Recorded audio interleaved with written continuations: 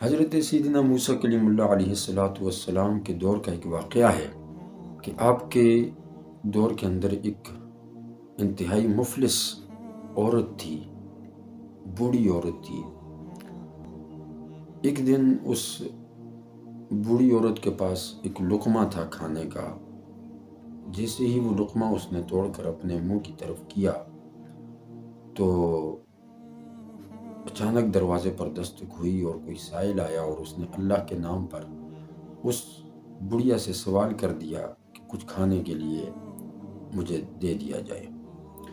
اس عورت نے بجائے وہ لقمہ خود کھانے کے اس شخص کو، اس سائل کو دے دیا جس نے دروازے پر آ کر دستک دی تھی۔ اور پھر کچھ دنوں بعد اپنے ایک چھوٹے سے معصوم بچے کو لے کر وہ لکڑیاں کاٹنے جنگل کی طرف جاتی ہے۔ تو جب جنگل میں پہنچی تو لکڑیاں کاٹنے کی غرض سے اس نے اپنے بیٹے کو، جو کہ ابھی چھوٹا سا تھا، ننھی سی معصوم جان تھی، اس کو ایک سائڈ پر بٹھایا اس نیت سے کہ میں لکڑیاں کاٹ لوں۔ بچے کو سائڈ پر بٹھایا اور خود لکڑیاں کاٹنے میں مصروف ہو گئی۔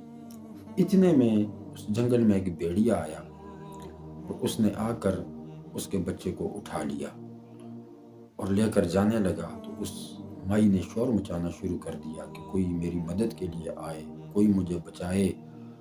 لیکن اس بیابان جنگل میں کون سنتا اس کی فریاد سننے والا، اس کی آواز سننے والا کوئی بھی موجود نہیں تھا جو کہ اس کی مدد کرتا، جو اس کے لیے اس کڑے وقت میں مددگار ثابت ہوتا۔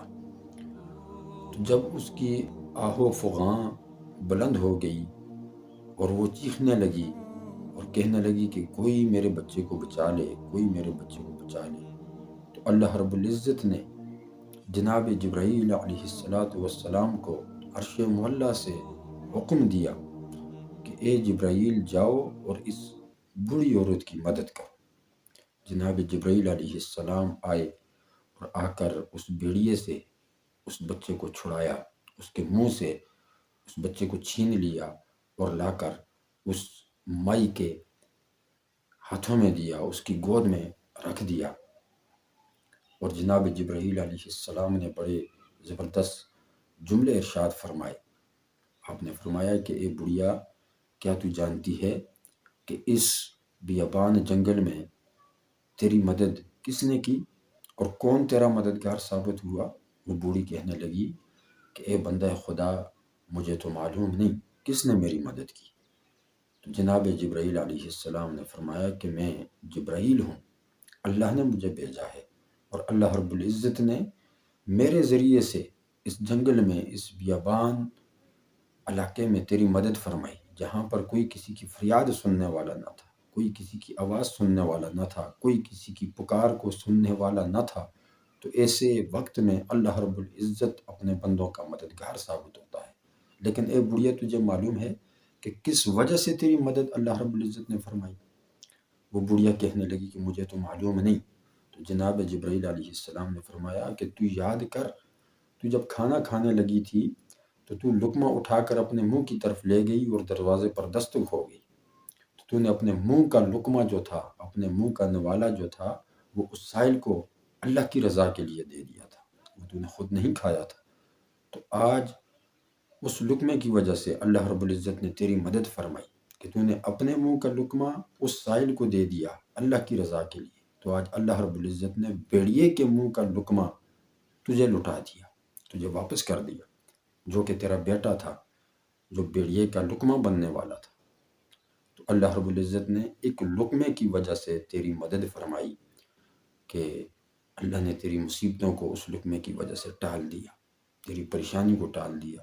جو یہ وقت تیرے اوپر آ گیا تھا، اللہ رب العزت نے ایک لقمے کی وجہ سے تیری مدد فرمائی۔ ناظرین محترم، اللہ رب العزت یقیناً مدد فرماتا ہے۔ اگر اس کے بندوں کی مدد کی جائے، اس کے بندوں پر رحم کیا جائے، تو اللہ رب العزت اپنے بندوں کی ہر حال میں مدد فرماتا ہے۔ جہاں پر کوئی کسی کا مددگار نہیں ہوتا، کوئی کسی کی پکار سننے والا نہیں ہوتا، کوئی کسی کی آواز سننے والا نہیں ہوتا، تو بندہ سوچ بھی نہیں سکتا کہ اس کے لیے مدد کہاں سے آ جاتی ہے، اس کا غم گسار کون بن جاتا ہے ایسے وقت میں۔ تو یہ واحد میرے رب کی ذات ہے کہ جو ہر حال میں اپنے بندوں کی مدد فرماتا ہے، اپنے بندوں کو تنہا نہیں چھوڑتا، لیکن شرط یہ ہے کہ اس کی مخلوق پر رحم کیا جائے۔ میرے آقا صلی اللہ علیہ وسلم نے فرمایا کہ جو رب کی مخلوق پر رحم نہیں کرتا، اللہ اس پر رحم نہیں کرتا، اور جو اللہ کی مخلوق پر رحم فرماتا ہے، اللہ رب العزت اس پر رحم فرماتا ہے، اللہ اس کا مددگار بن جاتا ہے۔ تو اس کڑے وقت میں جو کہ ہمارے ملک کے اندر انتہائی معاشی بحران ہے، اس کڑے وقت کے اندر غریبوں، مسکینوں، یتیموں، لاچاروں کی مدد کریں، آس پڑوس میں خیال رکھیں، عزیز و اقربا کا خیال رکھیں، رشتہ داروں کا خیال رکھیں کہ کوئی بھوکا تو نہیں سو رہا، کسی کو کوئی ضرورت تو نہیں ہے۔ اگر کسی کی ضرورت پوری کریں گے تو یقیناً اللہ رب العزت ہماری ہر مشکل کو دور فرمائے گا، ہماری ہر مشکل کو آسان فرمائے گا، اللہ رب العزت خود ہمارا مددگار ثابت ہوگا۔